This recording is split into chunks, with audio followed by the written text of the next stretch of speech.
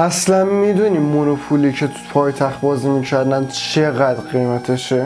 همه میدونیم تو این سری جدید پایتخت که شروع شده خیلی به جنبه‌های سرگرمی یا بازی فکری تونستن بپردازن، مثل مافیا که توی پایتخت بهش پرداخته شد، اونم چندین بار.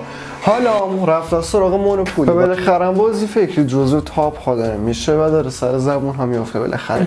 اما مونوپولی که توی پایتخت بازی شد یه مونوپولی معمولی نبود، جزو مونوپولی های تم دار بود که توی یکی از ویدیوها درباره تمام تم های مونوپولی ها صحبت کردیم. انواع تم هایی که داره، تم کوکاکولا، دیزنی، از روی شخصیت ها، فیلم ها، مکان ها در تمام دنیا، مونوپولی ورد، مونوپولی جونیور و انواع مونوپولی رو اونجا معرفی کردم و گفتم هر کدوم چه استفاده ای داره.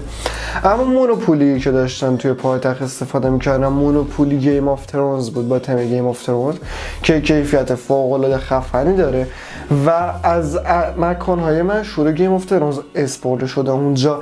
این به این شکلی نیست که مثل مونوپولی تهران بخواد اسم خیابونا توش باشه، مثل جردن، ونک و غیره. اون توی مونوپولی گیم آف ترونز از مکانه که مرتبط به خود گیم آف ترونز استفاده شده و کیفیتی که داره باید بگم واقعا رو دست نداره که با قیمت 4,900,000 تومان میتونین تهیهش بکنین مونوپولی گیم آف ترونز.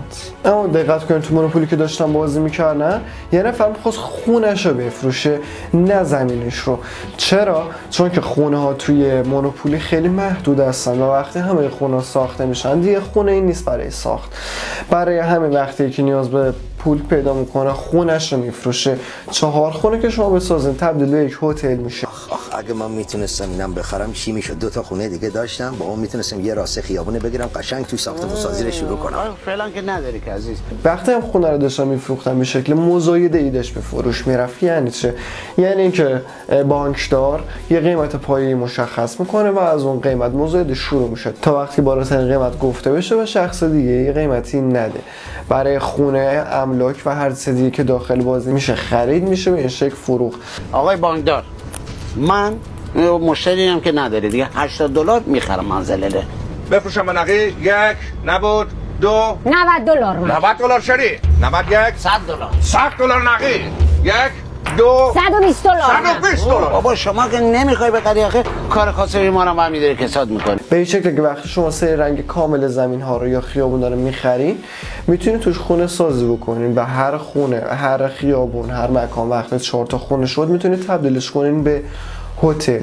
برای همین بود که اونا داشتن سر کله هم دیگه میزدن برای اینکه بتونن خونه رو بخرن. می‌خواستن 4 خونش بکنن و هتلش کنن در نهایت.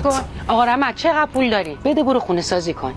این نداره تو داری رو اسب زخمی میخوای شرطبندی بکنی؟ شما برای تهیه کردن انواع مونوپولی ها میتونید به سایت خیلی مختلف مراجعه بکنید، مثل باز پلنت، فکر خوب، آرکان سیتی.